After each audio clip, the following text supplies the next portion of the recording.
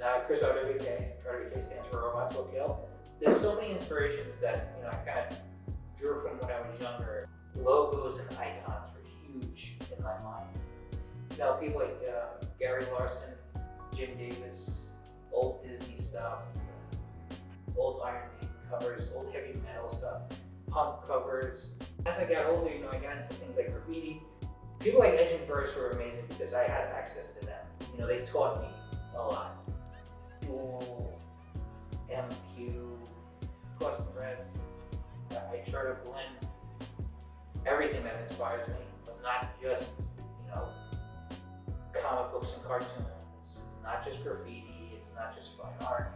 It's all of it. All that inspired me, but a huge portion of inspiration comes from my family and friends, because those are the people I have connections with and I have interactions with, and that's what kind of shows up in the paintings a lot. In the mid-90s, a lot of my paintings, I was really interested in things like iconographic imagery.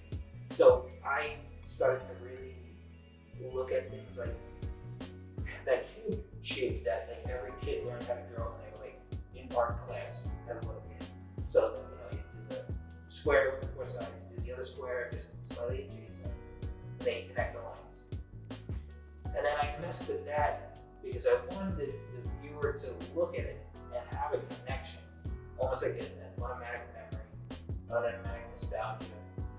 So that cube in the mid-90s started to morph into a television and a radio, which most people would have some kind of connection to too. So that slowly became a square-headed robot.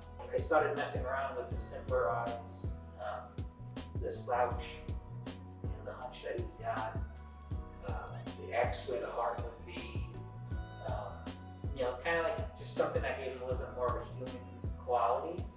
So around 2000 is really when, I guess 99, 2000 really when he started to take his form and his shape. RobotsWillKill.com was a website that me and my friend Kevin had created back in 2000, 2001. We focused on things like graffiti, street art, it wasn't called street art at the time, all kinds of art mediums that were overlooked by people. So we just kind of housed thousands and thousands of photographs and interviews and stuff like that with artists. And when we had launched the website, Kevin had said to me, do you have a name that you want to go to the website? And I said, I got a perfect name, Robots Will Kill. And he was like, that's got nothing to do with art.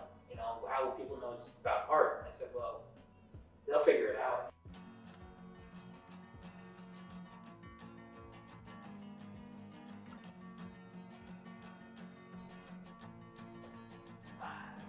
I've had to process a lot in the past couple of years. I've dealt with a lot of loss. I've dealt with a lot of just feelings that,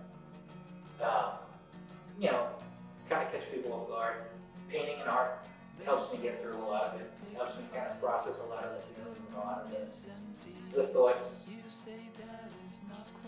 For this body of work, there are a lot of pieces that kind of give nod to my family, my uncle, who got me into collecting comic books. There's a lot of pages from his personal collection, from comic books from the 60s and stuff like that he gave me that are in the work. But when I do the work, I don't kind of overly obsess my connection with it. I'd rather it have a connection to the viewer in general. I don't like beating people over the head with the meaning.